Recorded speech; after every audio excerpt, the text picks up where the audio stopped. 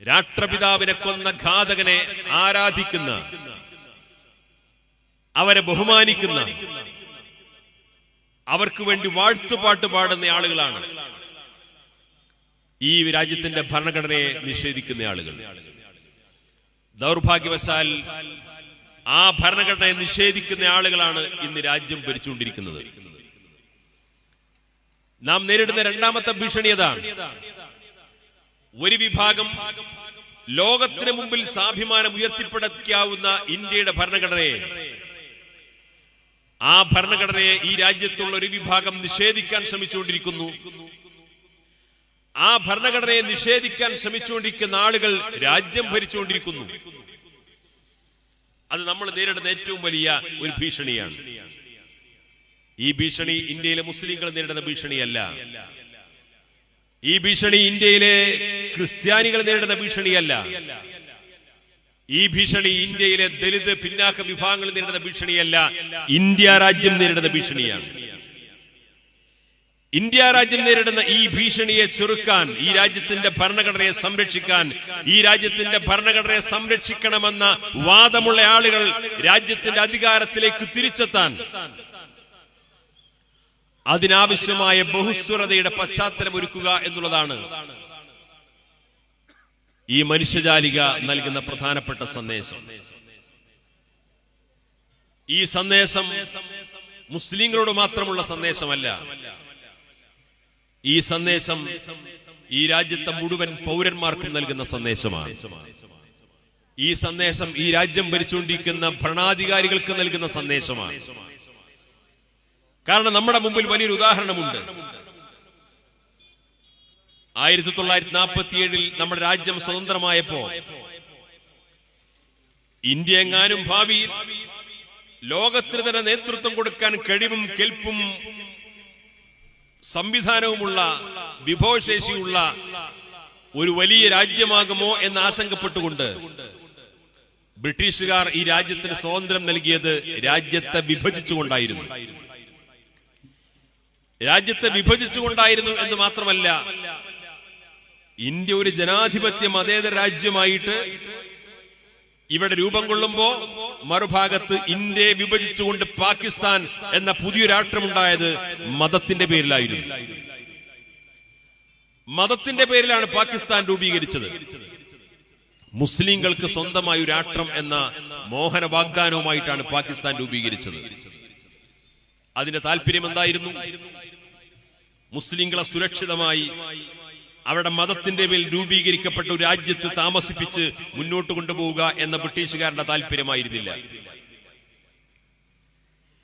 ഈ രാജ്യത്തെ ഹിന്ദുത്വവാദികൾ ഉയർത്തുന്ന ഹിന്ദുരാഷ്ട്രവാദവുമായിട്ട് ഈ രാജ്യത്തെ സംഘപരിവാർ ശക്തികൾ ഒരു ഭാഗത്ത് പ്രവർത്തിച്ചുകൊണ്ടിരിക്കുമ്പോ അതിന്റെ അതിർത്തി പ്രദേശത്ത് വിഭജിക്കപ്പെട്ട മതത്തിന്റെ പേരിൽ രൂപീകരിക്കപ്പെട്ട രാഷ്ട്രം ഉയർന്നു വന്നാൽ സ്വാഭാവികമായും ഇവിടെ എന്നും സംഘർഷമായിരിക്കും, അസമാധാനമായിരിക്കും.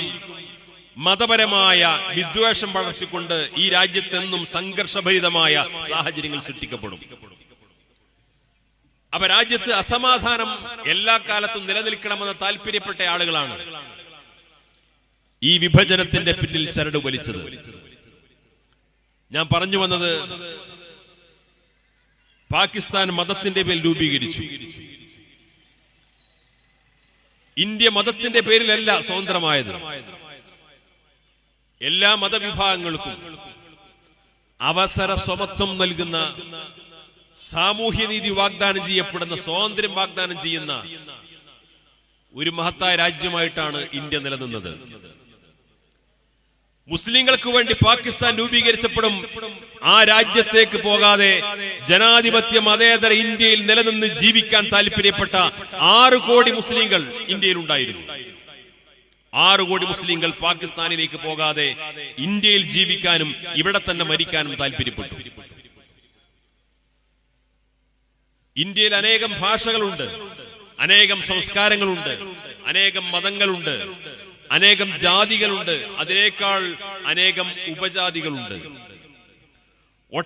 ഒട്ടേറെ ഗോത്രങ്ങളുണ്ട്, ഗോത്ര സംസ്കാരങ്ങളുണ്ട്.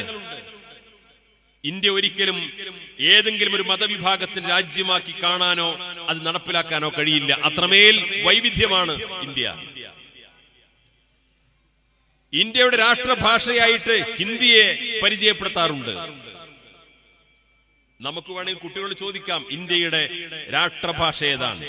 വേണമെങ്കിൽ ഹിന്ദി എന്ന് മറുപടി പറയും. പക്ഷേ ഇന്ത്യയിലെ എല്ലാ സംസ്ഥാനങ്ങളിലും ഹിന്ദി ഭാഷയെ ഔദ്യോഗിക ഭാഷയായിട്ട് അടിച്ചേൽപ്പിക്കപ്പെട്ടിട്ടില്ല. കാരണം വ്യത്യസ്തമായ ഭാഷകൾ സംസാരിക്കുന്ന ഇന്ത്യയുടെ വ്യത്യസ്ത സംസ്ഥാനങ്ങളിലും പ്രദേശത്തുമുള്ള ആളുകൾക്ക് തദ്ദേശീയമായ ഭാഷകൾ ഭരണഭാഷയായിട്ട് ഉപയോഗിക്കുന്നുണ്ട്. അതിന്റെ കാരണം എന്താണ്? ഈ ഭാഷാ വൈവിധ്യങ്ങളെ അംഗീകരിക്കാൻ നമ്മുടെ രാജ്യം തയ്യാറായി എന്നുള്ളതാണ്. എന്നാൽ പാകിസ്ഥാൻ രൂപീകരിച്ചപ്പോ കിഴക്കൻ പാകിസ്ഥാനിൽ ബംഗാളി ഭാഷ സംസാരിക്കുന്നവരായിരുന്നു, പടിഞ്ഞാറൻ പാകിസ്ഥാനിൽ ഉറുദു സംസാരിക്കുന്നവരായിരുന്നു. കാലക്രമേണ പാകിസ്ഥാനിൽ തന്നെയുള്ള ബംഗാളി സംസാരിക്കുന്നവരും ഉറുദു സംസാരിക്കുന്നവരും തമ്മിൽ അവർക്കിടയിൽ സംഘർഷമുണ്ടായി, ഏറ്റുമുട്ടലുകളുണ്ടായി. ഭാഷാപരമായിട്ടുള്ള വിവേചനത്തിന്റെ പേരിൽ അവിടെ വലിയ പ്രശ്നങ്ങൾ ഉണ്ടായി. ആ പ്രശ്നങ്ങളുടെ ഒടുവിൽ ഭാഷാപരമായ വിവേചനത്തിന്റെ പേരിൽ, മതപരമായ വിവേചനമല്ല, വർഗീയമായ ചേരിതിരിവല്ല, മതത്തിന്റെ പേരിലുള്ള പ്രശ്നങ്ങളല്ല, ഭാഷാപരമായ വിവേചനത്തിന്റെ പേരിൽ പാകിസ്ഥാനിൽ രൂപപ്പെട്ട സംഘർഷമാണ് 1971 ബംഗ്ലാദേശ് എന്ന് പറയുന്ന ഒരു രാജ്യം രൂപീകരിക്കേണ്ട സാഹചര്യം ഉണ്ടായത്.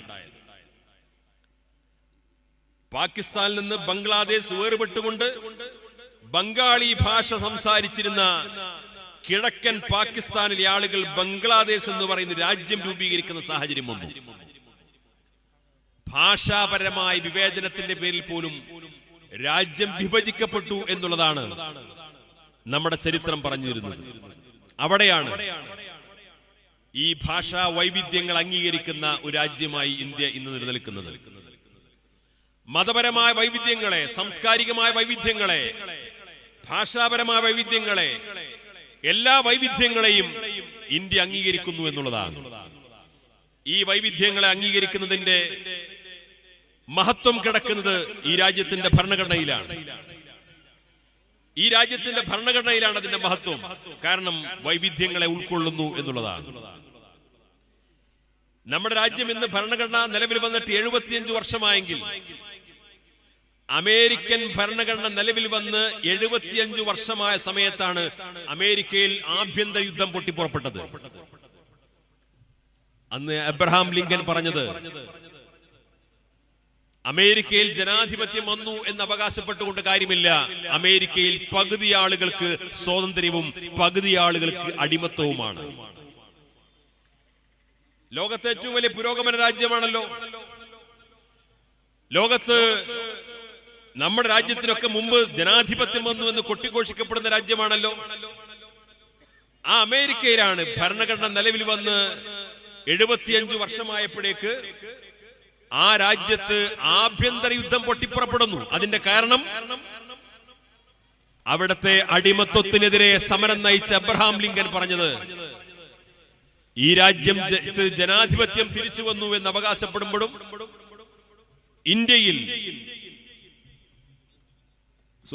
അമേരിക്കയിൽ പകുതി ആളുകൾക്ക് മാത്രം സ്വാതന്ത്ര്യം ലഭ്യമായി, പകുതി ആളുകൾ അമേരിക്കയിൽ അടിമകളാണ്.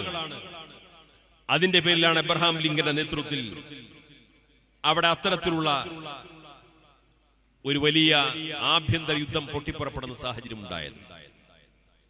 പക്ഷേ ഇന്ത്യയിൽ അങ്ങനെ ആഭ്യന്തര യുദ്ധം പൊട്ടിപ്പുറപ്പെടേണ്ട സാഹചര്യമില്ലെന്ന് മാത്രമല്ല, ഈ രാജ്യത്തിന്റെ വൈവിധ്യങ്ങളെ സംരക്ഷിക്കാൻ, അതിന് കാവൽ നിൽക്കാൻ ഇപ്പോഴും ഈ ഭരണഘടനയുണ്ട് എന്നുള്ളത് നമ്മളൊക്കെ അഭിമാനത്തോടുകൂടി പറയുന്ന കാര്യമാണ്.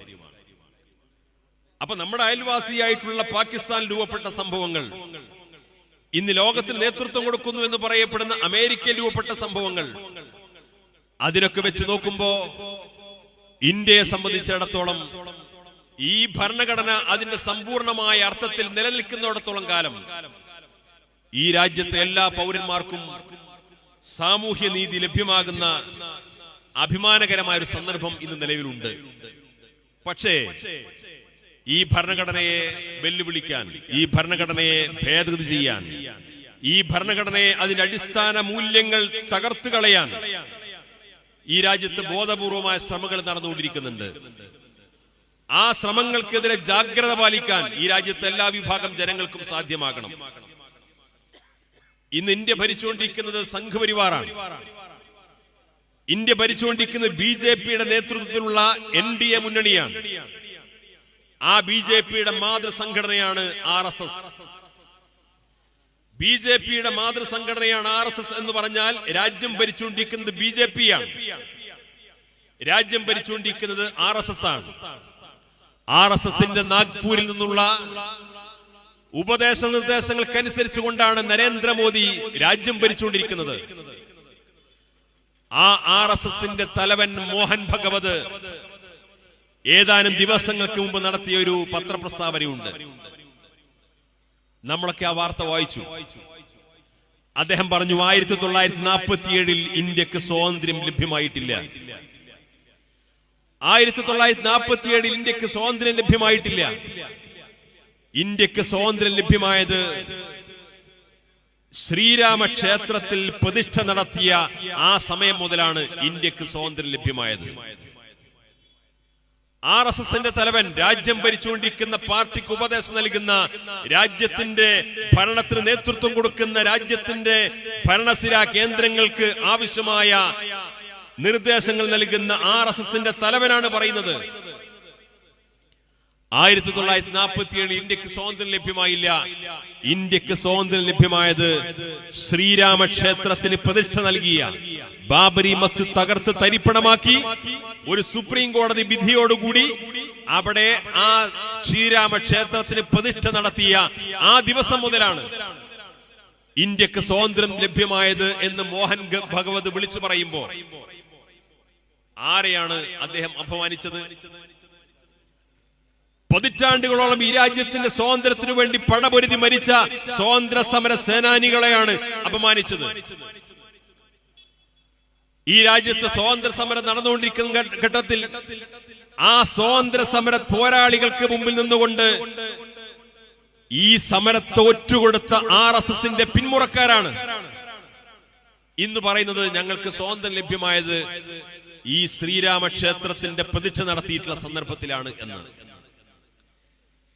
ഇതുപോലുള്ള വെറുപ്പുൽപാദിപ്പിക്കുന്ന, വർഗീയത വിളമ്പുന്ന, ഈ രാജ്യത്തെ ഹിന്ദുക്കളെയും മുസ്ലിങ്ങളെയും സഹോദര സമുദായങ്ങൾക്കിടയിൽ വർഗീയമായ ധ്രുവീകരണം ഉണ്ടാക്കി പരസ്പരം ശത്രുത വളർത്താൻ ശ്രമിച്ചുകൊണ്ടിരിക്കുന്ന ആളുകളാണ് ഈ രാജ്യത്തിന്റെ ഏറ്റവും വലിയ ശാപം. മോഹൻ ഭഗവത് നടത്തിയിട്ടുള്ള ഈ പ്രസ്താവന ഇവിടുത്തെ മുസ്ലിങ്ങൾക്കെതിരെ നടത്തിയ പ്രസ്താവനയല്ല, ഇവിടുത്തെ ക്രിസ്ത്യാനികൾക്കെതിരെ നടത്തിയ പ്രസ്താവനയല്ല. ഇന്ത്യയെ സ്നേഹിക്കുന്ന ഏതൊരു പൗരൻ ഈ രാജ്യത്ത് നിന്ന് ജീവിച്ചിരിപ്പുണ്ടോ അത് മുതൽ ഈ രാജ്യത്തിന്റെ സ്വാതന്ത്ര്യത്തിന് വേണ്ടിയിട്ട് പടപൊരുതി ധീര രക്തസാക്ഷികളായിട്ടുള്ള അനേകായിരങ്ങളെയാണ് അദ്ദേഹം അപമാനിച്ചത്. ഈ രാജ്യത്തെ ഭരണാധികാരികൾ ആ പ്രസ്താവനയെ കുറിച്ച് എന്ത് സമീപനമാണ് സ്വീകരിച്ചത്? അത്തരം ഗൗരവതരമായ ഒരു വാചകം RSS-ന്റെ തലവിൽ നിന്ന് വന്നു കഴിഞ്ഞിട്ട് അതിനെതിരെ എന്തു പ്രതികരണങ്ങളാണ് നമ്മുടെ രാജ്യത്തുണ്ടായത് എന്ന് വളരെ ഗൗരവത്തോടുകൂടി നമ്മൾ തിരിച്ചറിയണം.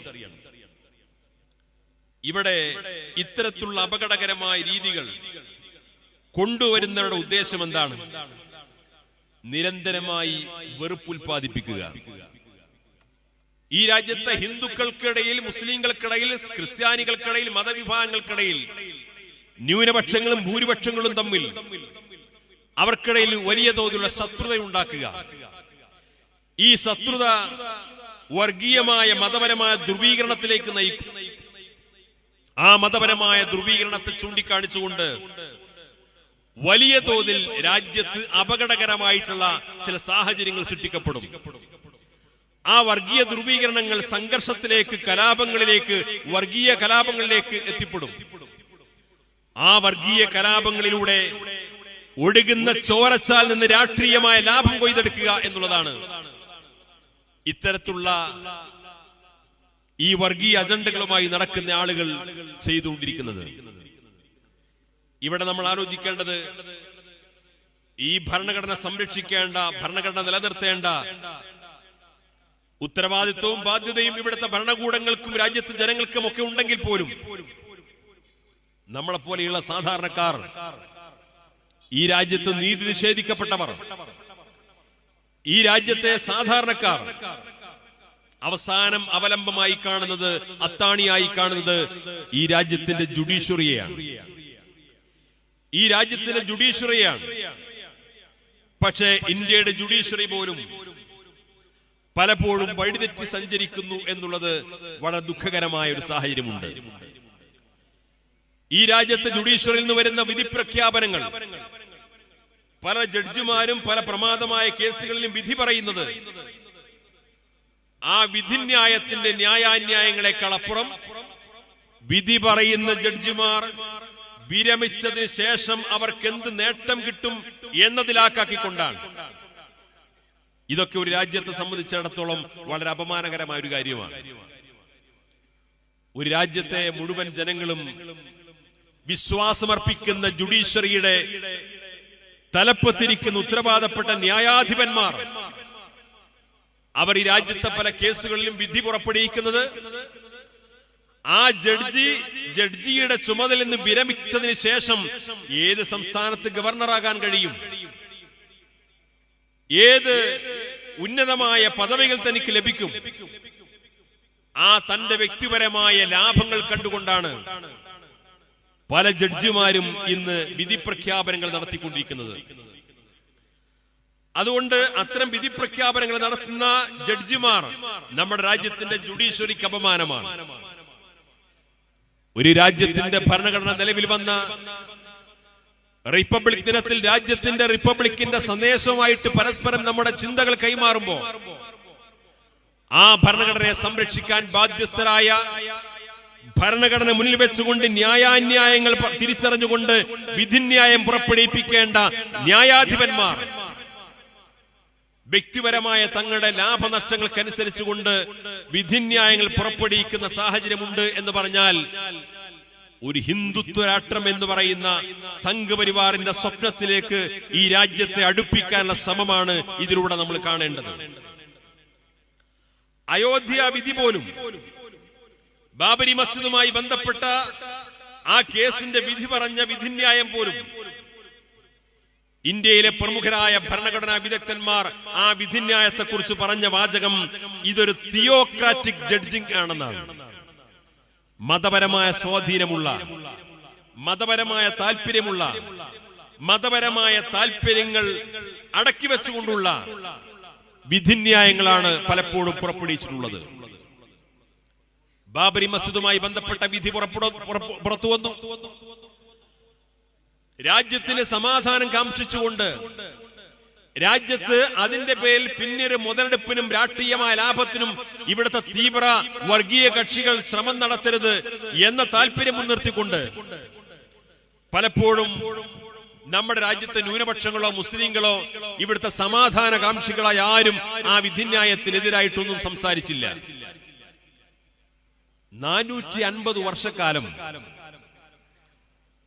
പരിശുദ്ധ നിസ്കാരം നിർവഹിച്ച ആ വിശുദ്ധമായ മസ്ജിദിനെ കുറിച്ച് ആ വിധിന്യായത്തിൽ പറഞ്ഞത് ഏറ്റവും പ്രധാനപ്പെട്ട 2-3 കാര്യങ്ങളാണ്. ഇന്ത്യയുടെ ഭരണഘടനാ ബെഞ്ചായിട്ടുള്ള 5 അംഗ ഭരണഘടനാ ബെഞ്ച് പറഞ്ഞ ഏറ്റവും പ്രധാനപ്പെട്ട ചില കാര്യങ്ങളുണ്ട്. ബാബരി മസ്ജിദ് നിലനിന്ന സ്ഥലത്ത് രാമക്ഷേത്രമുണ്ടായിരുന്നു എന്ന് തെളിയിക്കാൻ സാധിച്ചിട്ടില്ല. ആ ബാബരി മസ്ജിദ് നിലനിന്ന സ്ഥലത്ത് ഒരു ക്ഷേത്രം പൊളിച്ചതിന് ശേഷമാണ് പള്ളി പണിതത് എന്നും തെളിയിക്കാൻ സാധിച്ചിട്ടില്ല. അവിടെ നടത്തിയിട്ടുള്ള എല്ലാ സാങ്കേതിക സംവിധാനം ഉപയോഗിച്ചുകൊണ്ടുള്ള എല്ലാ ഖനനങ്ങളുടെയും റിപ്പോർട്ടുകൾ പുറത്തു വന്നു. ആ ഖനനങ്ങളുടെ റിപ്പോർട്ടുകളിലൊന്നും അവിടെ ക്ഷേത്രം പൊളിച്ചിട്ടാണ് പള്ളി പണിതത് എന്ന് തെളിയിക്കാൻ സാധിച്ചിട്ടില്ല എന്ന് പറഞ്ഞത് ഇന്ത്യയുടെ സുപ്രീം കോടതിയാണ്. അതെല്ലാം പറഞ്ഞതിന് ശേഷം സുപ്രീം കോടതി പറഞ്ഞു, ഇങ്ങനെയൊക്കെയാണെങ്കിലും വിശ്വാസത്തെ മാനിച്ചുകൊണ്ട്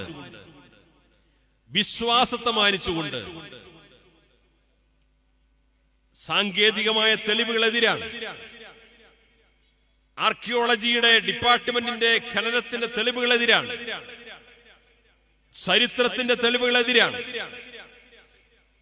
അവകാശവാദം ഉന്നയിക്കുന്ന ആളുകൾ എന്തെല്ലാം തെളിവുകൾ നിരത്തിയോ ആ തെളിവുകളെല്ലാം അവരുടെ വാദത്തിനെതിരാണ്. എന്നിട്ടും സുപ്രീം കോടതി പറഞ്ഞത് അവിടെ ക്ഷേത്രം തകർത്തതിന് തെളിവില്ല, ക്ഷേത്രം ഉണ്ടായിരുന്നു എന്നതിന് തെളിവില്ല, ക്ഷേത്രം തകർത്തിട്ടാണ് പള്ളി നിർമ്മിച്ചത് എന്നതിന് തെളിവില്ല. എങ്കിലും വിശ്വാസത്തെ മാനിച്ചുകൊണ്ട്, ഇവിടുത്തെ ഭൂരിപക്ഷത്തിന്റെ വിശ്വാസത്തെ മാനിച്ചുകൊണ്ട് ആ പള്ളി നിന്ന സ്ഥലത്ത് ശ്രീരാമക്ഷേത്രം പണിയാൻ അനുമതി നൽകുന്നു. മുസ്ലിങ്ങൾക്ക് വേണ്ടി തൊട്ടപ്പുറത്ത് 5 ഏക്കർ ഭൂമി വാങ്ങി അവിടെ പള്ളി നിർമ്മിക്കാൻ നിർദ്ദേശം നൽകുന്നു. നിങ്ങൾ ആലോചിക്കണം, ഇവിടെ പല ഭരണഘടനാ വിദഗ്ധന്മാരും പറഞ്ഞതുപോലെ ഒരു ഹിന്ദുത്വ രാഷ്ട്രത്തിലേക്കുള്ള ദിശ തിരിച്ചുവെക്കുന്ന അപകടകരമായ വിധിന്യായം നമ്മുടെ രാജ്യത്ത് വന്നു. എന്ത് സമീപനമാണ് ഈ രാജ്യത്തെ മുസ്ലിങ്ങൾ അതിനോട് സ്വീകരിച്ചത്? അതിനെതിരെ പ്രതിഷേധം ഉയർന്നില്ല, അതിനെതിരെ ബഹളമുണ്ടായില്ല, കലാപങ്ങളുണ്ടായില്ല, സംഘർഷമുണ്ടായില്ല. ഇതൊരു സമുദായത്തിന്റെ ദൗർബല്യമല്ല, അതിനേക്കാൾ അപ്പുറം അത്തരം ഒരു രാഷ്ട്രീയമായ ആയുധം ഉയർത്തിപ്പിടിച്ചുകൊണ്ട് ഇനി ഇവിടെ ഒരു സംഘർഷത്തിന് ഇവിടുത്തെ ഈ വിദ്വേഷ രാഷ്ട്രീയത്തിന്റെ വാക്താക്കൾക്ക് പഴുതു കൊടുക്കരുത് എന്ന താല്പര്യം കൊണ്ടാണ് ആ സമീപനം സ്വീകരിച്ചത്. മാത്രമല്ല, ആ വിധിന്യായത്തിൽ തന്നെ പറഞ്ഞ പ്രധാനപ്പെട്ട ഒരു കാര്യമുണ്ടായിരുന്നു. 1991 നമ്മുടെ രാജ്യത്ത് നിലവിൽ വന്ന ആരാധനാലയ സംരക്ഷണ നിയമമുണ്ട്. ആ ആരാധനാലയ സംരക്ഷണ നിയമം പറയുന്നത് എന്താണ്? മുസ്ലിങ്ങളുടെ കാര്യത്തിൽ മാത്രമല്ല, ഈ രാജ്യത്തുള്ള ഏതെല്ലാം മതവിഭാഗത്തിന്റെ ഏതെല്ലാം ആരാധനാലയങ്ങളുണ്ടോ ആ ആരാധനാലയങ്ങളെല്ലാം 1947 ഓഗസ്റ്റ് 15 ആരുടെ കൈവശമാണുള്ളത്? അവർക്കാണ് അതിന്റെ ഉടമസ്ഥാവകാശം. അവർക്കാണ് അതിന്റെ ഉടമസ്ഥാവകാശം. ബാബരി മസ്ജിദ് ഒഴികെ, ബാബരി മസ്ജിദ് ഒഴികെ രാജ്യത്ത് ഏതെല്ലാം മതവിഭാഗത്തിന്റെ കൈവശം സൂക്ഷിക്കുന്ന ആരാധനാലയങ്ങളുണ്ടോ ആ ആരാധനാലയങ്ങൾ 1947 ഓഗസ്റ്റ് 15 ആരുടെ കൈവശമാണുള്ളത്? ആ മതവിഭാഗത്തിന്റെ, ആ ജനവിഭാഗത്തിന്റെ ഉടമസ്ഥാവകാശത്തിൽ തന്നെയാണ് ഈ ആരാധനാലയങ്ങൾ നിലനിർത്തേണ്ടത്. അതാണ് 1991 പാസാക്കപ്പെട്ട ആരാധനാലയ സംരക്ഷണ നിയമം. ബാബരി മസ്ജിദ് വിധിയോട് എതിരായി പ്രതികരിക്കാത്തതിന്റെ പ്രധാനപ്പെട്ട ഒരു കാരണം അതായിരുന്നു. ഏതായാലും ബാബരി മസ്ജിദുമായി ബന്ധപ്പെട്ടുകൊണ്ട് പതിറ്റാണ്ടുകളോളം രാജ്യത്ത് സംഘർഷമുണ്ടാക്കി, കലാപങ്ങളുണ്ടാക്കി, വർഗീയമായ കോലാഹലങ്ങളുണ്ടാക്കി, അനവധി പേർ കൊല്ലപ്പെടുന്ന സാഹചര്യമുണ്ടായി. പക്ഷേ ഈ വിധിന്യായത്തോടുകൂടി ഈ ബാബരി മസ്ജിദുമായി ബന്ധപ്പെട്ട വിഷയം അവസാനിക്കുമെങ്കിൽ ഇനി ആരാധനാലയ സംരക്ഷണ നിയമം ഉള്ള സമയത്തുള്ള ഒരു സാഹചര്യം കൊണ്ട് മറ്റൊരു പള്ളിക്ക് മേൽ ഇനി ഒരിക്കലും സംഘപരിവാറിന് വിരൽ ചൂണ്ടാൻ അവസരമുണ്ടാകില്ല. കാരണം ഭരണഘടന സുരക്ഷിതമാണ്. ആ ഭരണഘടന നിലനിൽക്കുന്നിടത്തോളം കാലം ആരാധനാലയ നിയമം സംരക്ഷിക്കപ്പെടും. ആരാധനാലയ നിയമം സംരക്ഷിക്കപ്പെടുന്നിടത്തോളം കാലം ഇനി രണ്ടാമതൊരു പള്ളിക്ക് നേരെ ഇവിടെ ആർക്കും വിരൽ ചൂണ്ടാൻ അവകാശമുണ്ടായിരിക്കില്ല എന്ന ആത്മവിശ്വാസത്തിലാണ് ഈ രാജ്യത്തെ മുസ്ലിം സമൂഹം മുന്നോട്ട് പോയത്. പക്ഷെ ദൗർഭാഗ്യവശാൽ ഈ ആരാധനാലയ നിയമം അതേപോലെ നിലനിൽക്കുന്ന ഈ രാജ്യത്താണ് ഗ്യാൻവാബി മസ്ജിദിന് നേരെ, സംബൽ മസ്ജിദിന് നേരെ, സമാനമായ പല പള്ളികൾക്ക് നേരെ, അജ്മീർ ഖാജയുടെ ദർഗക്ക് നേരെ പോലും പുതിയ അവകാശവാദങ്ങളുമായിട്ട് സംഘപരിവാർ പിന്നീട് രംഗത്ത് വന്നത്. ഇങ്ങനെ രംഗത്ത് വന്ന സമയത്ത് ആരാധനാലയ സംരക്ഷണ നിയമത്തിന്റെ പരിധിയിൽ നിന്നുകൊണ്ട് ഇത്തരത്തിലുള്ള അവകാശവാദങ്ങളെ മുഴുവൻ തടയിടണമെന്ന് ആവശ്യപ്പെട്ടുകൊണ്ട് ഇന്ത്യയുടെ സുപ്രീം കോടതിയെ സമീപിച്ച വിവിധ സംഘടനകളിൽ ഏറ്റവും പ്രധാനപ്പെട്ട കേരളത്തിൽ നിന്നുള്ള ഒരു സംഘടന സമസ്ത കേരള ജംഇയ്യത്തുൽ ഉലമയായിരുന്നു എന്ന് സാന്ദർഭികമായി ഇവിടെ സൂചിപ്പിക്കുകയാണ്. ആ ആരാധനാലയ സംരക്ഷണ നിയമം ഇവിടെ നിലനിർത്തിക്കൊണ്ട് ഇനി മറ്റൊരു പള്ളിക്ക് നേരെ വിരൽ ചൂണ്ടാൻ അവകാശം കൊടുക്കാത്ത വിധം എല്ലാ ആരാധനാലയങ്ങളും, മുസ്ലിങ്ങളുടേത് മാത്രമല്ല എല്ലാ മതവിഭാഗങ്ങളുടെയും ആരാധനാലയങ്ങൾ നമ്മുടെ രാജ്യത്ത് സംരക്ഷിക്കപ്പെടണം എന്നാവശ്യപ്പെട്ടുകൊണ്ട് സമസ്ത കേരള ജംഇയ്യത്തുൽ ഉലമ സുപ്രീം കോടതിയെ സമീപിച്ചു. മുസ്ലിം ലീഗ് സുപ്രീം കോടതിയെ സമീപിച്ചു. ഇന്ത്യയിലെ പല മുസ്ലിം സംഘടനകളും സുപ്രീം കോടതിയെ സമീപിച്ചു. ആ ഹർജികളെല്ലാം പരിഗണിച്ചുകൊണ്ട് താൽക്കാലത്തേക്കെങ്കിലും അത്തരത്തിലുള്ള അവകാശവാദങ്ങളെ ഒന്ന് സ്റ്റേ ചെയ്യാൻ നമ്മുടെ രാജ്യത്തിന്റെ സുപ്രീം കോടതി സന്നദ്ധമായിട്ടുണ്ട്. പക്ഷെ നാം തിരിച്ചറിയേണ്ടത്, ആരാധനാലയ സംരക്ഷണ നിയമം നമ്മുടെ രാജ്യത്തുണ്ടായിരിക്കെ ഈ രാജ്യത്ത് വീണ്ടും ഒരു ഹിന്ദു മുസ്ലിം സംഘർഷത്തിലേക്ക്, കലാപങ്ങളിലേക്ക് രാജ്യത്ത് തിരിച്ചുവിട്ടുകൊണ്ട് അടുത്ത പാർലമെന്റ് തെരഞ്ഞെടുപ്പാകുമ്പോഴേക്ക്, വിവിധ സംസ്ഥാനങ്ങളിൽ നടക്കാനിരിക്കുന്ന തെരഞ്ഞെടുപ്പുകളാകുമ്പോഴേക്ക് വീണ്ടും ഈ രാജ്യത്ത് ഹിന്ദുക്കളെയും മുസ്ലിങ്ങളെയും തമ്മിലടിപ്പിക്കാൻ വേണ്ടിയിട്ടുള്ള വർഗീയമായ അജണ്ടകളോടുകൂടി സംഘപരിവാർ ഇവിടെ രംഗത്ത് വന്നുകൊണ്ടിരിക്കുന്നു എന്ന് നാം ഗൗരവത്തോടുകൂടി തിരിച്ചറിയേണ്ട ഒരു കാര്യമാണ്. അത് വളരെ വളരെ അപകടകരമായ രീതിയിലേക്ക് ഈ സംഭവത്തെ കൊണ്ടെത്തിക്കാനാണ് ഇവിടെ ശ്രമങ്ങൾ നടന്നുകൊണ്ടിരിക്കുന്നത്. അതുകൊണ്ട് ഇതിനെ തിരിച്ചറിഞ്ഞുകൊണ്ട് വൈകാരികമായിട്ടല്ല, രാജ്യത്തെ നിയമവിധേയമായി ഇവിടെ സമസ്ത കേരള ജംഇയ്യത്തുൽ ഉലമയൊക്കെ നടത്തിക്കൊണ്ടിരിക്കുന്ന നിയമ പോരാട്ടങ്ങൾക്കനുസൃതമായി ഈ രാജ്യത്തെ മുസ്ലിം സമുദായത്തിന്റെയും ന്യൂനപക്ഷങ്ങളുടെയും രാജ്യത്തെ മുഴുവൻ പൗരന്മാരുടെയും ഭരണഘടനാനുസൃതമായിട്ടുള്ള അവകാശങ്ങൾ സംരക്ഷിക്കുന്ന നല്ല തലത്തിലേക്ക് നമ്മുടെ രാജ്യത്തെ എത്തിക്കാനും മുന്നോട്ട് കൊണ്ടുപോകാനും നമുക്ക് സാധ്യമാകണം. ഖാജ മൊഈനുദ്ദീൻ ചിശ്തി അജ്മീരി ഖദ്ദസല്ലാഹു സിർറഹുൽ അസീസ് ഇന്ത്യയിലെ മുസ്ലിങ്ങളുടെ മാത്രമല്ല, ഇന്ത്യയിലെ ഹിന്ദുക്കളുടെ മാത്രമല്ല, ഇന്ത്യക്കാരുടെ മാത്രമല്ല, അയൽ രാജ്യങ്ങളിൽ നിന്ന് പോലും അജ്മീർ ഖാജയുടെ ദർഗ സിയാറത്ത് ചെയ്യുന്ന ആളുകൾ, ലക്ഷക്കണക്കിന് ആളുകളുണ്ട്. ആ അജ്മീർ ഖാജക്ക് നേരെയാണ് പുതിയ അവകാശവാദങ്ങളുമായിട്ട് രംഗത്ത് വന്നിട്ടുള്ളത്. ഈ രാത്രി അജ്മീർ ഖാജയുടെ ദർഗയിൽ പോയി നോക്കിയാൽ അവിടെ 1000 തീർത്ഥാടകരുണ്ടെങ്കിൽ അതിൽ 50%-ലധികവും തീർത്ഥാടകർ അമുസ്ലിങ്ങളായിരിക്കും. ഹിന്ദു സഹോദരന്മാരുണ്ടാകും, ക്രിസ്ത്യൻ സഹോദരന്മാരുണ്ടാകും, സിഖ് സമുദായത്തിൽപ്പെട്ടവരുണ്ടാകും, വിവിധ ജാതി വിഭാഗങ്ങളിൽപ്പെട്ടവരുണ്ടാകും. അത്രമേൽ ഇന്ത്യയിൽ സാമുദായിക സൗഹാർദ്ദത്തിന്റെയും മതമൈത്രിയുടെയും കേന്ദ്രം കൂടിയാണ് അജ്മീർ ഖാജയുടെ ദർഗ. ആ അജ്മീർ ഖാജയുടെ ദർഗ പോലും ഇവിടെ ഹിന്ദു മുസ്ലിം സംഘർഷത്തിന് വേദിയാക്കാനും അവകാശവാദങ്ങളും തർക്കങ്ങളും ഉണ്ടാക്കി ഈ രാജ്യത്തെ അപകടത്തിലേക്ക് കൊണ്ടുപോകാൻ വേണ്ടിയിട്ടുള്ള ഭഗീരഥ ശ്രമങ്ങൾ നടത്തിക്കൊണ്ടിരിക്കുകയാണ്. ഒരു ഭാഗത്ത് ആരാധനാലയ സംരക്ഷണ നിയമം അട്ടിമറിച്ചുകൊണ്ട് വീണ്ടും പുതിയ പള്ളികൾക്ക് നേരെ അവകാശവാദം ഉന്നയിച്ച് വീണ്ടും രാജ്യത്ത് വിദ്വേഷത്തിന്റെ, സംഘർഷത്തിന്റെ വീണ്ടും അപകടകരമായ സാഹചര്യങ്ങൾ സൃഷ്ടിക്കാൻ വേണ്ടി ഒരു ഭാഗത്ത് ശ്രമം നടക്കുന്നു. മറുഭാഗത്ത് ഇന്ത്യയിലെ മുസ്ലിം സമുദായത്തിന്റെ വിദ്യാഭ്യാസ പുരോഗതിക്ക്, സാംസ്കാരിക പുരോഗതിക്ക്, മതപരമായ വിദ്യാഭ്യാസ പുരോഗതിക്കൊക്കെ വലിയ രീതിയിലുള്ള സംഭാവന അർപ്പിക്കപ്പെടുന്ന, കോടിക്കണക്കിന് രൂപ ആസ്തി വരുന്ന നിരവധി വഖഫ് സ്വത്തുക്കളും വഖഫ് ഭൂമികളുമുണ്ട്. ആ വഖഫ് സ്വത്തുക്കൾ മുഴുവൻ തട്ടിയെടുക്കാൻ ഇവിടെ ഒരു വഖഫ് ഭേദഗതി നിയമം കൊണ്ടുവന്നുകൊണ്ട് അതെല്ലാം ഒറ്റ നിമിഷം കൊണ്ട് കൈക്കലാക്കാനുള്ള ശ്രമങ്ങൾ വഖഫ് ഭേദഗതി നിയമത്തിലൂടെ കേന്ദ്ര സർക്കാർ ശ്രമിച്ചുകൊണ്ടിരിക്കുന്നുണ്ട്.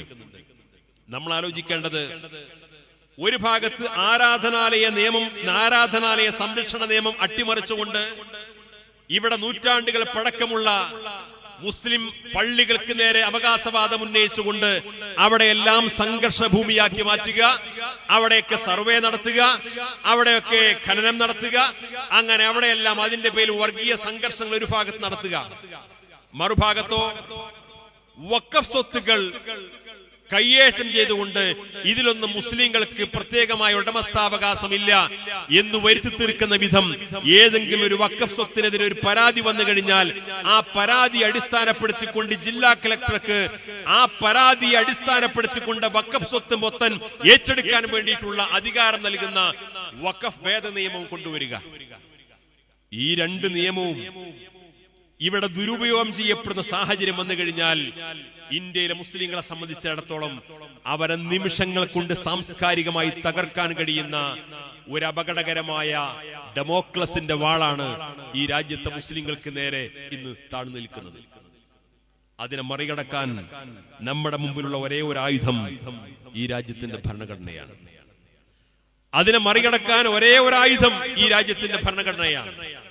അതുകൊണ്ട് ഇന്ത്യയുടെ ഭരണഘടനയെ സംരക്ഷിക്കാനും ആ ഭരണഘടനയുടെ മഹത്വം തിരിച്ചറിയാനും ആ ഭരണഘടനയെ ഏതെങ്കിലും അർത്ഥത്തിൽ നിരർത്ഥകമാക്കാനുള്ള ശ്രമങ്ങൾ ആരുടെ ഭാഗത്തുണ്ടായാലും അത് ഈ രാജ്യത്തെ തകർച്ചയിലേക്ക് നയിക്കുന്ന അപകടകരമായ സൂചനകളും അജണ്ടകളുമാണ് എന്ന് ബോധ്യപ്പെടുത്തിക്കൊണ്ട് നിരന്തരമായി ഇന്ത്യയുടെ ഭരണഘടനയെ നിഷേധിക്കുന്നവരെ തിരിച്ചറിയാനും ഭരണഘടനയെ സംരക്ഷിക്കുന്നവർക്ക് കൂടുതൽ ശക്തി പകരാനുമുള്ള ഒരു മഹത്തായ സന്ദേശമാണ് ഈ റിപ്പബ്ലിക് ദിനത്തിലെ മനുഷ്യജാലികയിലൂടെ ഈ രാജ്യത്തെ പൊതുസമൂഹത്തിന് SKSSF കൈമാറുന്നത്.